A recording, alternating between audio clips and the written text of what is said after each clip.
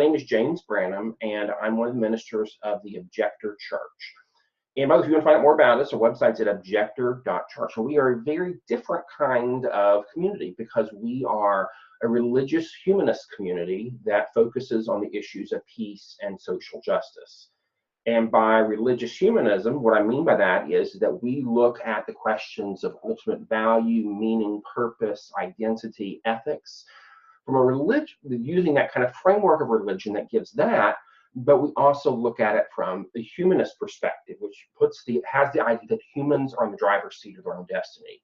As an organization, we are agnostic on the subject of God. Some of our members, myself included, lean a little more in the theistic direction. We have other members, such as Serena, who does not believe in God. But we have lots of commonality because we're still looking at those same issues of peace, of social justice, what it means to be human, what it means to live a good life. And so we're really excited to have Serena here today to share from her perspective, and we're going to have a conversation about what it means, for instance, and I've worked with Serena now for how many years? It's been a long time. 2004. Yeah, so 14 years off and on. It's a long time, and I've noticed that she has an amazing tolerance and patience in working with religious folks, and a lot of her activism, in Oklahoma, it's kind of nature of things, activism, peace activism is often a lot of religious folks are involved, but I wanted to hear from her a little bit as far as what that experience is like, and what are some of the hard parts, what are some of the good parts. But we also want to talk more about also the idea of spirituality. What does it mean if you don't believe in God? Because I think that that's kind of a misconception that many people assume that if you don't believe in God, you're not spiritual. And so we're going to talk about that some today. A couple other things before we move into the conversation. I do want to mention that our website is at objector.church, and one of the things we're doing, especially for the end of this year, is we're looking at getting some more donations to support this program. I'm one of 3 ministers of the church, and for me to continue doing these webcasts, we really are needing some financial support. So if you want to give to that, certainly if you want to become a member of the church, that's great. If you just want to give a donation, that's fantastic too. You can go to objector.church for information on that. And also, we have a pretty lot of presence on social media. I encourage you to check that out. Finally, for folks in Oklahoma, we are putting together the plans for some kind of interfaith holiday mashup party. We're not quite sure what that's going to look like. We're thinking about maybe the week, sometime next week. So we'll have a little, hopefully by next week's webcast, we'll have more details, but I think it'll be a lot of fun. So anyway, stay tuned for that. So anyway, let's go and get moving into the conversation a little bit. Could you tell me a little bit, tell our audience a little bit about who you are, what drives you, what you're about? Well, I really define myself as an activist and an organizer. I've been doing it to some degree or another since the 80s. And I was born in 53, and during the 60s, during my youth, I, of course, observed the anti-war movement, the civil rights movement, and I also moved around a lot. So my family, my father during that period was an air traffic controller, and we moved from southern Georgia to a small village in Alaska, to Puerto Rico, and then to upstate New York over the course of my childhood. And so I got exposure to a lot of different kinds of people, and experienced being in the minority as a white person in multicultural communities.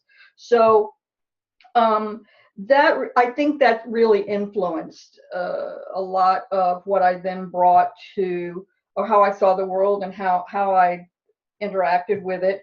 And I became an activist really sort of slowly, but once I got involved in it, I really jumped in. How old were you when you got involved? I was actually in my 30s, maybe early 30s. I think it was probably like 82. I had a lot of health issues earlier on in my 20s, those late 20s, that kind of got resolved more. Not fully, but to be able to really focus on other things.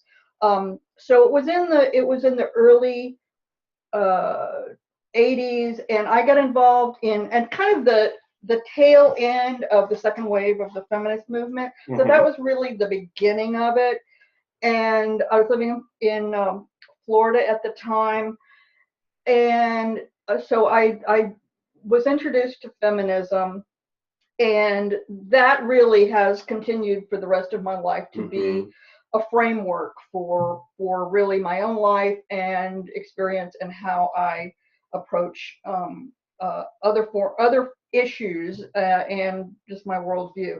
So that's fundamental. And then I also got involved in the nuclear freeze campaign, which was a really big deal back in the 70s and early 80s. And so that really sort of provided a gateway drug to other kinds of activism. In the mid 80s, I got involved with, I came out as a lesbian in, I think 84. But in the mid 80s, I got involved in lesbian and gay rights issues. The AIDS situation, of course, was at its height then. Got involved in dealing with that crisis. And then eventually got involved in anti-racism work, economic justice, and then,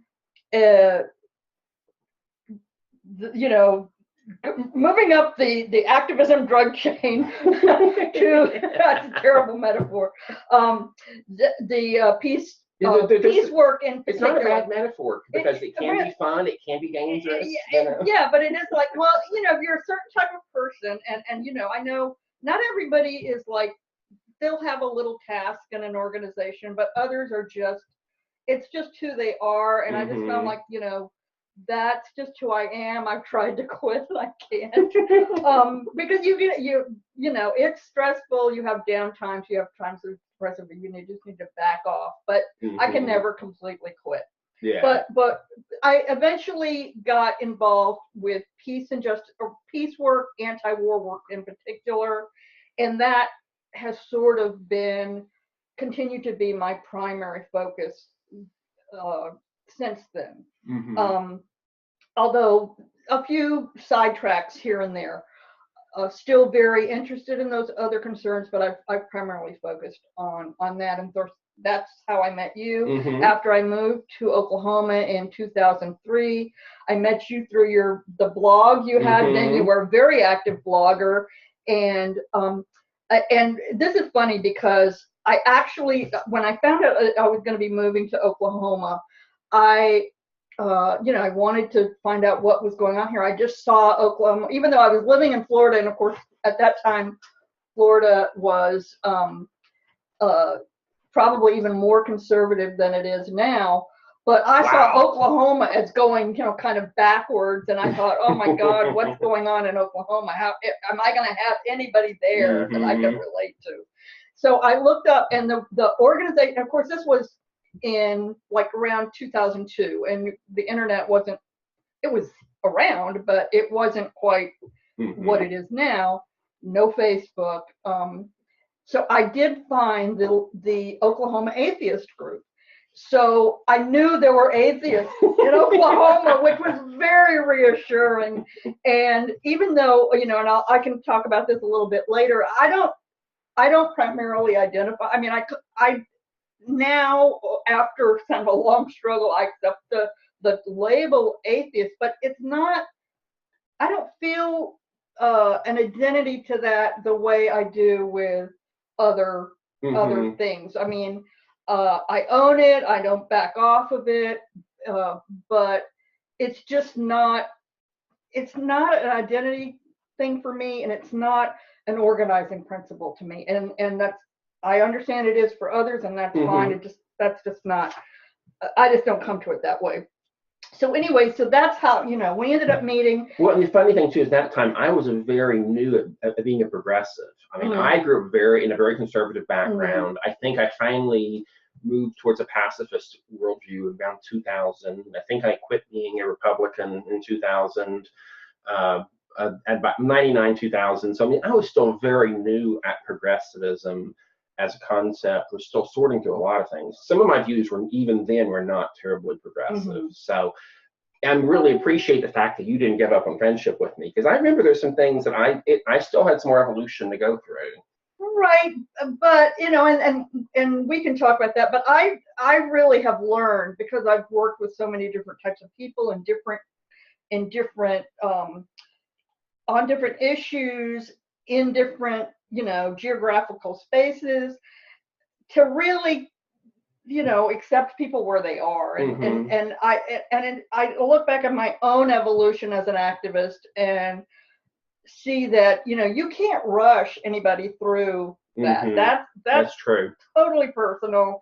And you can give encouragement, you can give them stuff to read, you can expose them to things, but really everybody's pace is their own, and you have to give that a certain amount of respect. I mean, if it's obviously, if someone's disrespectful or something, you can just back off. But if they're moving, as long as they're moving, I'm good with it, and I actually, to me, what we were working on together was something that it was around conscious objection. And that was our first project work together. And we were pretty much at the same place on that issue. That. And this is, kind of, I think what you wanted to have me come on for was that working with religious people, right? And when I was in Florida, I worked primarily with the Quakers. And here, of course, at that time, you were, I don't know if you still are, a Mennonite. But, we were working under a Mennonite sponsored project. And so, and I guess, if you look at the range of religions in the U.S., the progressive Quakers and Mennonites, which are the folks I was dealing with, are probably going to be the easiest people for atheists to get along with, of any of them, because there aren't as many outward and verbal kinds of triggers of a religious thing. And so that's why, when you were promoting this talk, I thought, don't build me up as this, great, icon of tolerance, because my background is different than some other people's. I mean, I was raised as a Catholic, but my family wasn't particularly fervent. I mean, we went to church every Sunday. I was expected to go to catechism classes, and, every night. I was reminded to say my prayers, but I was also reminded to brush my teeth. So, those were kind of on the same level, so other people have different experiences. And that's one of the things I want to talk about, is that some, religious people, whether, we're talking about working together as activists or just in general, need to remember that a lot of people have been extremely traumatized by religion. Absolutely. And that trauma is real. It shouldn't be dismissed. I mean, there's a wide range. It can be emotional, psychological, and sometimes even physical violence that's been perpetrated on people in the name of religion. And so a lot of people, that it creates a problem the rest of their lives. And they really, just for self-preservation, they need to draw a line. And so things like having the nuclear freeze meetings, or back in the 80s, or today, the anti-war meeting, or the LGBT support group meeting. Of course, now there are more LGBT supportive churches, but a lot of times for people that have been traumatized by religion, meeting in a church is itself a problem. Because, if it's, of course, a Quaker church and a Mennonite church, very different than either the mainline churches that might be involved in those kinds of causes, still have a lot of religious iconography, their language, just a lot of things can evoke a lot of bad memories for people. Absolutely. So, I think it's important. That's why, I personally don't have a problem meeting in a church, but I understand that, a lot of people do, and it can keep people from coming to events that they might otherwise come to, and so one of the things like I'm currently doing, which I don't want to go off on a tangent. We can have another you thing can about have that. 30 seconds. Please tell us a little bit. One of the things I'm doing right now, we both live in Oklahoma City, and I want to create a space where we can have meetings, show films, have small concerts, things like that, that is independent, neutral space. And I think that's really important. That's one of the things I'm thinking about right now, among many other things I'm wanting to work on. But it's a factor of that. There are other reasons for having a neutral space, but that's one of them. So I wanted to make sure to bring up the. I do want to mention real quick for anyone who is local, one of the Oklahoma Objector Church, our local congregation of this project, we're being the fiscal sponsor for Rena's project called Just Future. But what's the website for Just Future? It's not. I mean, it's not live yet. It's not live yet. It's going to be justfutureok.org. Okay, it's not live yet, but if you're watching this in recorded version later, it might be. But okay, we're really excited to get be it up. Supporting that. And yeah, we'll talk about that. I've got a lot of balls in here. So anyway, so I just wanted to make sure to bring up, and I don't want to speak for all atheists. That's not the case for all atheists. Some are just, they don't necessarily have any trauma that, they just have an objection to the way, particularly Christian churches in this country are trying to influence the political sphere. And I also have that problem. And so there are a lot of different factors that come into play when you're working with religious organizations as an atheist. But so that's the kind of the bad side of it. But the good side of it, and I think what makes it something worth pursuing, is that it's important to remember that historically, many of the movements for justice in this country are based and founded and motivated by religious, by a religious mission. And so it's, I don't think any of us, whatever our feeling in terms of faith, it's important to remember that. So there's a lot of bad to be said about things religions have done, either consciously or inadvertently, but there's also a lot of good to talk about. So it's important to see both sides of that. One thing I was going to ask you, and I don't take too much of a tangent on this, but now you've talked about, you went to Catholic high schools, didn't you? I went. I generally went to public schools, but during the last 3 years of high school, I went to a Catholic school. No, I remember you've shared with me a few things about the nuns. What was their influence? Was that positive, negative? It actually, for me, and for me, it was positive. But again, I had moved around a lot, had very different experiences. Most of the people that I went to that high school with had been in Catholic education their entire lives. And they'd lived in that same place their entire lives. And they had horror stories about, particularly in elementary school, about the nuns. And, so that's out there. Not everybody has that experience, but it's real. Hopefully things have changed. I don't know, but I did not have that background. So what I experienced in my Catholic high school was that most of the nuns, of course, it was segregated at that time. I was taught primarily by the nuns. The boys were on the other side of the school and being taught by the brothers. But many of them at that, and this was in the mid-60s. So this is right on the edge of Vatican II and all the major changes that happened. So it's toward after that, and many of them were. This was in upstate New York, so many of them actually were affiliated with the Catholic worker movement, and were going during their summers when school was out. They would go up to the Catholic worker farm.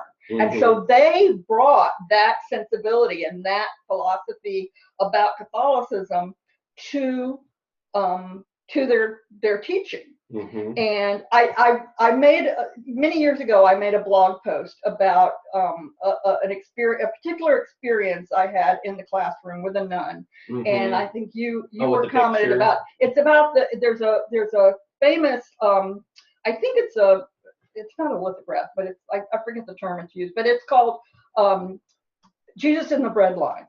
Mm-hmm. Or Christ in the Bread Line, something like that. I will look it up, and I will put we'll have a link on it. So in the classroom, that's back in the 60s, the teacher had a bunch of images of representations of Jesus. One was, the famous the Sacred Heart with the, the crown of thorns and the halo, and I think one was maybe the Pieta or the baby in the manger, or anything, just different representations, visual representations, artistic representations of Jesus. And one of them was this Jesus in the bread lines. And she was asking us, this class I was in, which of these represent your perception of Jesus Christ?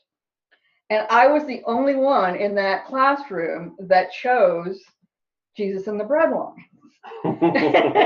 Now, I've analyzed this here and there all the rest of my life, why that was. And of course, initially I thought I was patting myself on the back because I was obviously choosing the right thing. And but then I think, if I had gone through the kind of education experience that many of these other girls had gone through with nuns and with the Catholic Church, mm-hmm. I might have told her to stick it by picking something she didn't want me to pick too. I might have mm-hmm. engaged in a little resistance myself. So I've second guessed that experience a long time. But at any rate, that, was kind of, this was long before I thought of myself as an atheist. In fact, I wouldn't have, I said at that point, I would have called myself a Catholic, obviously, but it wasn't until well into adulthood that I rejected that. But I just think it's interesting because even to this day, I mean, to me, that's what Christians should aspire to. Mm-hmm. And so the Christians that are following the prosperity gospel, or just even mainline Christians today, just living a happy life, accumulating possessions, things like that, to me, they're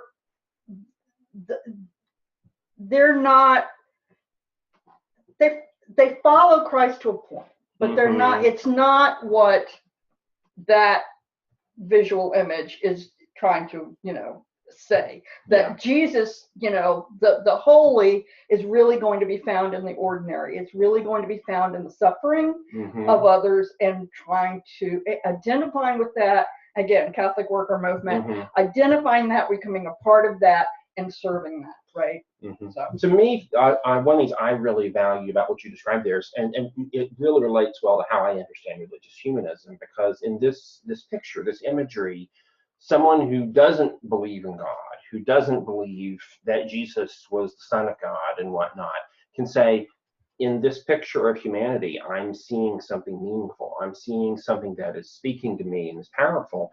And for me, one of the things I value from this religious humanist perspective is it gives us a lot of freedom then to borrow from traditions and to look at them and look for inspiration wherever it can be found. And even to then take that and then call to religious people and say, look, you claim to be following the way of Jesus, but you look at the historic Jesus, the human being Jesus, what the human being Jesus is alleged to have said, let that speak to you. So to me, I'm really enthused by this idea, because it builds so many points of commonality and of questions, and it really makes a platform for a lot of possibilities. So. Well, I also wanted, one of the topics we wanted to discuss too is, what does non-theistic spirituality look like? And I wonder if we could transition to that, unless you have other things we want to talk about. No, that's fine. Well, yeah, I'm happy to have that conversation. I just want to say that, I'm not really a philosopher type. It's like I I'm much more a practical, action-oriented person. So I find, you know, my feelings, like, even as I said before, even coming to the comfortable with the term atheist for myself was, you know, the labeling of it. It just, you know, it bothered me for a long time. Is it just it's not terribly relevant, or no, that? well, I think I bought into a lot of the connotations and the negative connotations that, you know, and also it just, again, it wasn't, it was like when I came out as a lesbian, that was like a eureka moment, right? So I immediately connected with that identity. It was something I felt physically, right? Yeah. That's not how I approach atheism. I mean, it's something that I knew I wasn't religious for a long time, and then that evolved into, you know, not being a Christian in the sense that, you know, I didn't believe in the divinity of Jesus. And then finally, well, you know, I don't really see a lot of evidence of God, you know, so I'm, you know, and I just, it was a gradual movement. And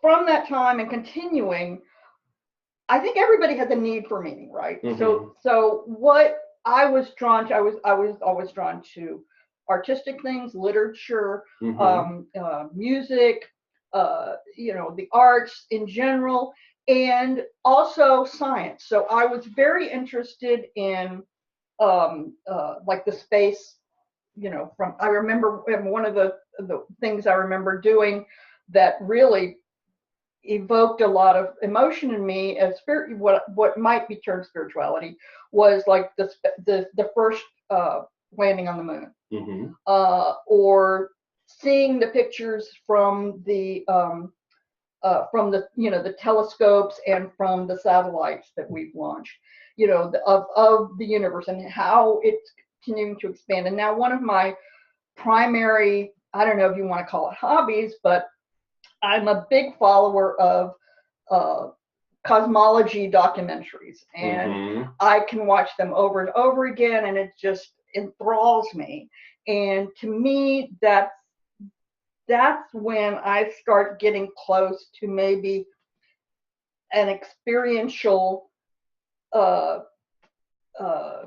situation of that could be called spirituality. Okay, and I'm not. I mean, I hadn't really like formed it into a good like platform or thinking about it even very clearly. But I found something that really explained or not explained it, but crystallized my thinking about it. So I want to share it. I just want to touch on it, and we can even have a later conversation about it to go into more depth, or maybe you can find this guy that wrote this and talk to him. Oh yeah. But What's it called? It's called it's from a blog, meltingasphalt.com. meltingasphalt.com. And the guy that wrote it is Kevin Simler, and it's literally called The Spirituality Science. Okay, is this, let's see if this is it. And what we'll do is we'll post a link. That's it right there. Okay, so we will post a link in just a moment. Yeah, so why don't you read some excerpts from it? Yeah, well, so he first of all, he qualifies it saying, you know, this is just something I've been thinking about. I mean, he's not positing himself as this is the end all and be all of this topic, right? But what he says is there's something quintessentially religious about science. It's a globe and history spanning enterprise connecting millions, if not billions of minds, which has given us actual answers to the questions that have plagued our species for millennia. Questions about who we are, where we came from, and where we're going. And so he wants to posit science as a religion. So he said, what would it look like if we did that, right? And he says that what we want is a full-blooded religion without the philosophical baggage, and a secular, with secular and scientific myths. So he has several categories. So he has beliefs, miss a sense of the sacred, ritual, and experiential practices.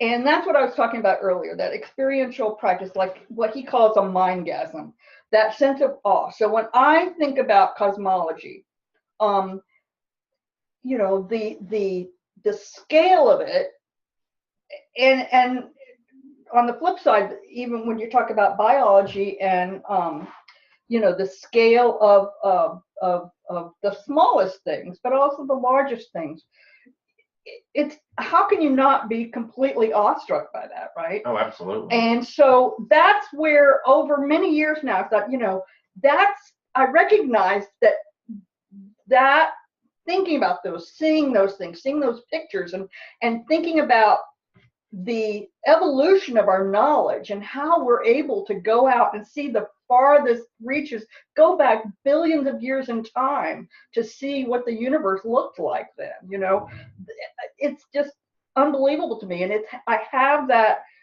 almost in-body experience, and I have to think that that's what people who are, you know, who have had religious experiences since time immemorial, that's similar, at least, to what they experience. So I can identify that because I get that sense of awe, that sense of connection, you know, to everything ever in the universe, when, you know. And so anyway, Kevin Semler has crystallized this concept for me and helped me really clarify my thoughts about it.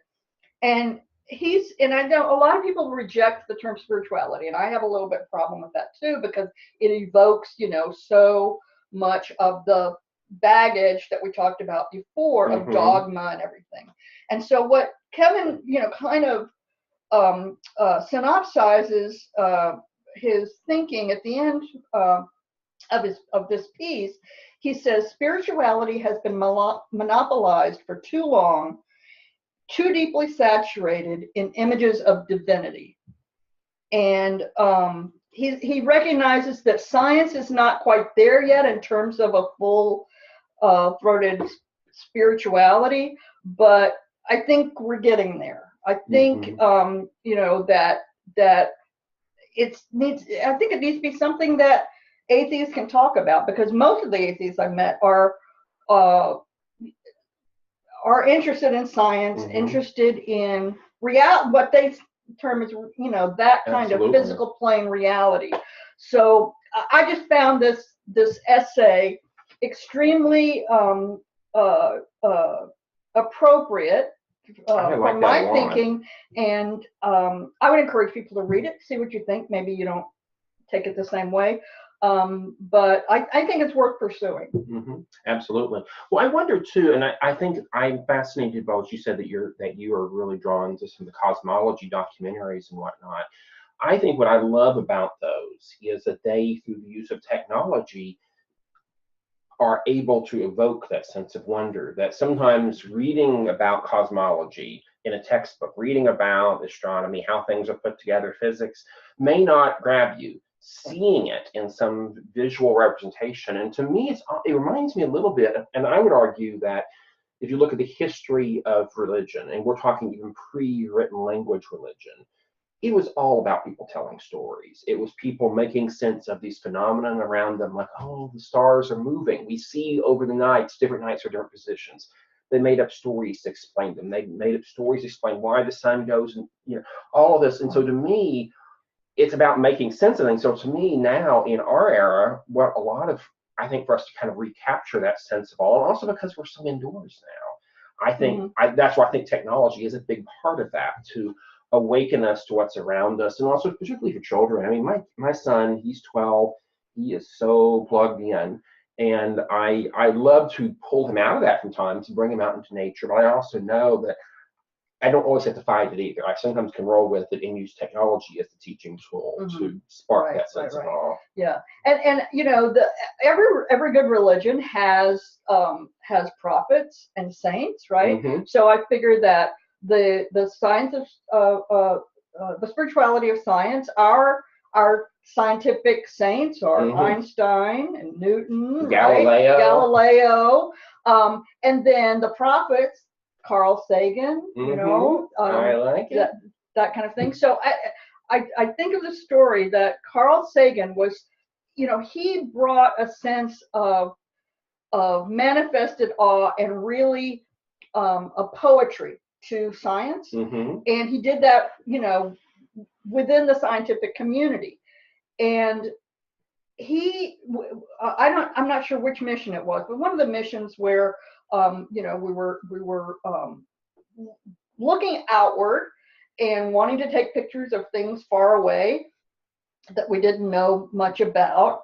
And as the satellite camera was moving away from us, Carl Sagan had to sort of argue with the NASA people, hey, turn that camera around before you get too far away, turn that camera around and take a picture of Earth. And NASA was going like, what?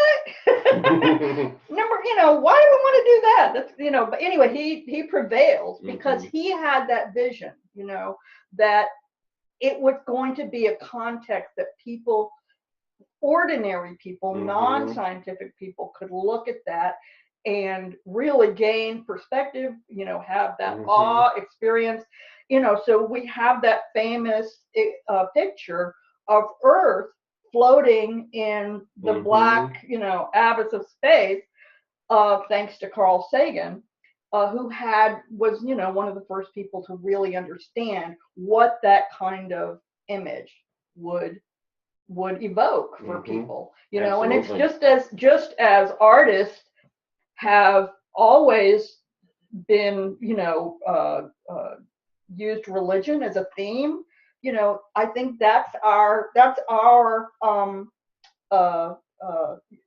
Sistine Chapel. Oh, absolutely. You know, and what a magnificent one. By the way, I'm going to mention we're going to run a little bit late today because this conversation is too good. I don't want to cut it off. I do want to mention I've had one really good comment we're going to read in a few minutes. I want to continue this conversation real quick before I jump onto the comment. But I do want to mention if you have thoughts, if you have questions, please post your comments. If you're using Zoom, do in the chat side and just tag it to all panelists. If you're in Facebook, post in the comments on the Facebook page. I will mention I have learned sometimes the Facebook comments don't show up until later, even after the program, which is very frustrating. Yeah, I'm looking and I don't see it. We will have, Rena and I will be later on going back. So if you want to continue the conversation, that's great. We also will have this available in recorded format later. And sometimes when I can afford the airtime, I've been airing some of these on international shortwave radio station WRMI. So you may hear this in other formats later on. So if you're listening recorded format later, you want to join the conversation, go to our website, objector.church, look for us on social media. We'd love for this to be a continued conversation. One thing that I was going back to the conversation from a second ago, I was thinking about that idea of what you mentioned, that one of the story of taking a picture of the Earth from far away. And it reminds me a lot of that kind of sense of awe. One artist I really, really love, and if you've never heard him, I highly recommend his stuff. His name is Melody Sheep. And he does very creative remixes of music, but he's done stuff with Carl Sagan. He's done stuff from different scientists. He's done stuff from history. He's the Charlie Chaplin movie right before World War II about the dictator. The Dictator. The Dictator. Yeah. He did a fantastic musical version of the final speech of that song. Just amazing stuff. But his stuff that just in Melody Sheep, what I love, he inspires awe. My son loves listening to his music. And he's just, in fact, I'll post a link to that in a little bit. But also I'm fascinated by the role of science fiction for a lot of people. And I'm thinking about two people in my life. One is one of my coworkers in the military law task force, Kathy Gilbert. She loves science fiction. She is drawn to it, and that's her obsession. The other person is my wife, Becky, and she loves science fiction. For her, a lot of what makes science fiction so powerful, and especially for her, she loves Star Trek especially, because it's giving this picture of what the world could be, or what the universe could be, a time when humans have worked out their grievances here on Earth. Humans are at peace now, and now we're trying to make peace with the galaxy. Sometimes succeeding, sometimes failing, but you're seeing these big ideas being explored. And I think what I like about the idea of science fiction is it's taking what we know right now in science, but then building creatively, what if this, what if that, and looking at alternative realities. And I'm really fascinated with that as a spiritual concept, because I think arguably when I look at a lot of the scriptures of world religions, many of them do something similar. They're taking old stories they've heard before and then they're putting a spin on it. They're saying, well, what if this happened instead? What if that happened? And so, I don't know, to me, what I like about the idea of science and spirituality is I think it's a springboard then into other creative venues that involve things like the imagination. But I think what I love about this is that traditional religion tends to de-emphasize the imagination or even pretend it doesn't exist. In other words, they get so hung up on, oh, the Bible must be literally true, just like it is, instead of saying, this is really good literature, and why don't we read it like literature? And why don't we also know that sometimes people in the ancient world said some crazy stuff. They were in a weird point in time, and we don't have to agree with them. They might be dead wrong, but let's read it as literature. And so to me, what I like about a scientific spirituality is it gives space for creativity, it gives space for imagination, but does so acknowledging that it is imagination. Right. And so when I was an early activist, I was working with Quakers in Florida, and it was a very activist, progressive activist meeting. And the Quakers, it was a good connection there for a lot of non-religious activists, because they really, they really don't have tenets to speak of, but one thing they do believe is that the truth is continually being revealed. Mm-hmm. And that means that we can gain some wisdom from the Bible, but truth didn't stop happening or getting written down when the Bible was written. Mm-hmm. That your own experience and the experience of all other humans that have lived since then are also valid to consider. And so it's not, they encourage thinking. I mean, that's what a whole Quaker meeting for worship is, that anybody that is moved can speak their truth, right? Mm-hmm. And what they've learned, what they're feeling, what they're thinking. And so everyone is continuing to learn and to think about the world we're living in, the experiences we're having, the politics that are going on, and that's what I think, at least in my opinion, so many churches, particularly Christian churches in the U.S., have wrong, is that they don't want to explore anything. It's like mm-hmm. everything stopped right then, and all truth can be found there, and that's just the way it is. And so thinking and questioning are discouraged, mm-hmm. and that's antithetical to life on this planet at this time. Absolutely, it really limits us. Well, I now want to move into, I have one really good comment that was posted on Zoom. So I want to read this. It's going in a whole different direction, but what we do, by the way, just to mention real quick, on all of our broadcasts, these weekly webcasts, we have 3 parts. Inspiration, which is seeking something that makes us, that helps us to live our lives, to work for peace. Information about how do we live our lives. And then finally, interaction. Now, today it's been a lot of conversation, but along the way, there's been, to me, a lot of inspiring things of hearing from my friend's journey and how she's worked through things, but also information as far as how religious people can maybe be a little more sensitive towards what people who have been traumatized by religion have experienced, and also some of the possibilities of other ways of seeing spirituality. So now for the interaction time, and this is a response that was discussed earlier. This is for Mary Francis, and she's I think she's in Norman, Oklahoma City. Okay, Mary posted, "My husband was traumatized by the nuns while in 3rd grade. The class was taken to the coal-fired furnace, the door thrown open, and the children told that was the hell they would experience if they broke many of the rules the nuns were drilling into them. He frequently mentioned the only fish on Friday rule and had become an agnostic. When he read that Bertrand Russell would be visiting in Indianapolis, he was shocked to see the venue as a church. He went to the UU church to hear Bertrand Russell, whose message was essentially, all you agnostics need to stop trying to straddle the fence. Get off one way or the other. my husband took his advice and became an atheist. And that was Mary's comment. So what do you think about that? Yeah, it's really, that's the one thing. It's so many atheists, sometimes for good reason. So I'm not advising anybody to go beyond, where I don't want them to be further traumatized.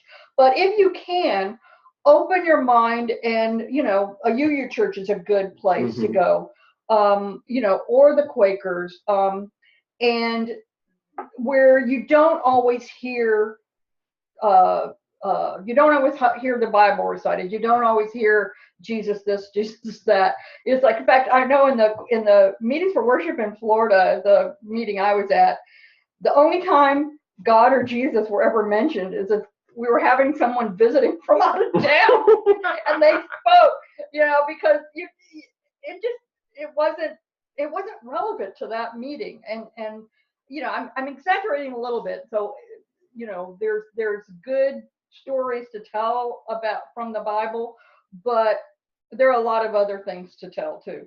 So I think if people can, find common cause. I found common cause around activism, around fighting for mutually agreed goals that we wanted, getting rid of nuclear weapons, gay rights, lesbian and gay rights, dealing with the AIDS crisis, finding housing for homeless people, all the many projects I've worked with, those were common cause, and that's where I focused on that rather than the differences. So I like that. One thing I would mention too, though, that stood out to me when I read Mary's comment, and that is that I do think I kind of a message to me, my response to that is for atheists out there, I would echo what Rena said, but for religious folks, I would challenge all religious folks, particularly in places like Oklahoma City, where progressive religious communities are the main point of a lot of progressive organizing. I would challenge groups who meet at churches to say, at least once or twice a year, have a meeting someplace else that's not a church. Because one, you may attract some people that will not set foot in a church. You may and it's also just a sign of respect. And I would, in an ideal world, and again, if we someday have a peace organizing center like what Rena talked about earlier, that'd be fantastic. It's not practical to say that churches won't be a place of progressive organizing or peace organizing, at least in Oklahoma. But I think we can do a lot better job of making it more inclusive. I think also looking at when you're doing an event that's specifically aimed at the general public, maybe to ask, is opening with a prayer always the best way to do it? I'm not saying you never to do a prayer, but if you're really wanting this to be an open place, a lot of times doing something like that's seen by religious people as, oh, this is something that pulls us together, you may be having the exact opposite. Yeah, I think, that's, going back to, why it was easier for me, and I'm not some icon of tolerance, but working with Mennonites and Quakers, they didn't start the meetings with a prayer, they started it with a moment of silence, and if you can't deal with a moment of silence, I don't know. So, it was a little bit easier glide in for me, maybe, and, so I didn't want to, have some crown on my head about that. But the other thing I wanted to mention here in Oklahoma, and not just in Oklahoma, but I know from living here that a lot of polling places are in churches. And to me, that's extremely problematic. It is. Because, I believe in a large, high wall between church and state. And that, it's just a little bit too mushy there for me. I think so too. And I giving, the election board, credit, it's like finding enough places to have a polling place, for all these different communities that will act, one of the access problems everybody. We have in our society, though, here in the U.S. is we do not have enough public spaces. No. And if you look at one of the things I love about my time when I travel to Latin America is even the tiniest town will have a town square. You have open spaces. You have lots of places where people can be. You don't have that here. Yeah, there's more of an overt civic space. Yeah. And so I think that's something I would personally, I mean, the last time I went and voted, I was struck by, if I was, well, I may be somewhat religious. I'm not an evangelical, and going into an evangelical church, even when I know people there, they're nice folks, but to me, it still is offensive. It to me was saying that to participate in our civic society, I have to go see the giant statue of Jesus. I have to pass the places having free Christian proselytizing literature. To me, I don't know. I wish there's some other ways of doing this. I don't think it's going to change anytime soon. I would say what I loved when I was last out in California, and it was right on election day. By the way, for anyone worried, I did vote absentee this year, so I did not shirk my duty. But when I was I think in California and in Oregon, I can't remember. I think in Oregon for sure I saw this. Maybe in California, they had in some of the main public places, everyone can vote absentee there very easily. But the key there is that instead of having to pay for a stamp like you do here and pay for a notary, there you take your ballot to a special voting. There's like a basically, it's like a big mailbox, but it's just for ballots. And so you can go there in this public place, drop off your ballot. You know, it's a secured type of thing. You don't have to worry about the mailing it. You don't have to worry about any of that. It's such an easy process. And I think in a lot of those states, I know in Washington, so that they just mail ballots to everybody, and that you can go in person if you want, but you don't have to.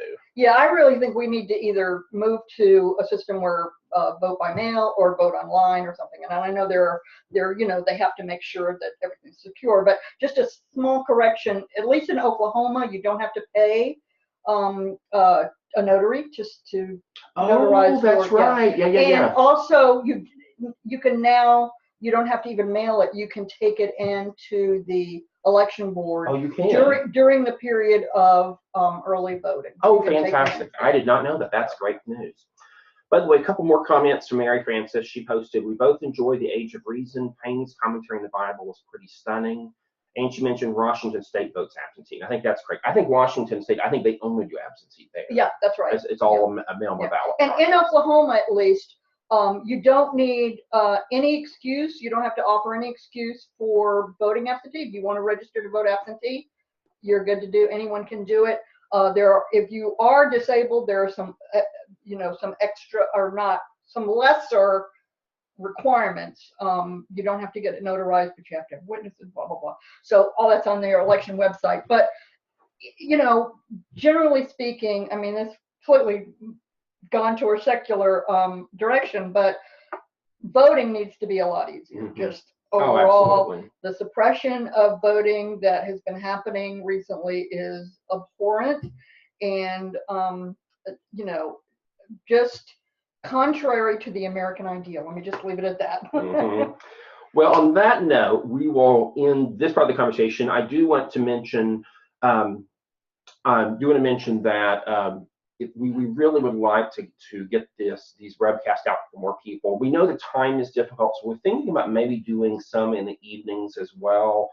I'm also looking at one possibility. I'm going to throw this out there, and if folks are interested, please shoot me an email. Let me know before I start working on this. But I'm considering doing some more educationally oriented webcasts. In other words, this format, we're trying to do something that's a mix of inspiration and, is this kind of more of a general purpose thing, a connecting point. But I've also talked about thinking about doing something more educational, such as what would a religious humanist take be on ancient scriptures? How do we work with this? What can we do with it? And a whole lot of other subjects. So if you're interested in the educational elements of it, and again, we're thinking about even from the standpoint of someday training people who want to be ministers in the Objector Church, who want to do religion in a very different kind of way, in a humanistic kind of way. If you're interested in that, shoot me an email. My email is james@objector.church. Just would like to know if there's interest in this or not. Also, very shortly after the broadcast, we will probably, by tomorrow for sure, this will be up on YouTube. We usually post, it should be available immediately on Facebook and a few other platforms, so please share it. We'd love to get this out there. And finally, again, if you like what you're hearing, you want to support us, go to our website, objector.church. Donation information is there. again, one of the very practical things right now is raising money so that I can be on staff. I'd like to continue doing this in the coming year. So if you like what this is about, enjoy this weekly bit of inspiration, information, and interaction, then go to the website, objector.church. So I guess anyone else on just not. So I guess we will we'll say goodbye for now, and I'll see you next week. Oh, one more thing. Next week, our guest is Anya De Beers, I think is her last name. We're going to be talking about the spirituality of dance and the body, particularly through flamenco, and talking about the history of flamenco as a tool of resistance. So I'm really excited about this. That sounds interesting. A kind of spirituality that a lot of Western Christianity is kind of scared of, the spirituality of the body of dance. So I think it'll be fun. So tune in next same time, Tuesdays, 10:30 a.m. Pacific time, 12:30 Central.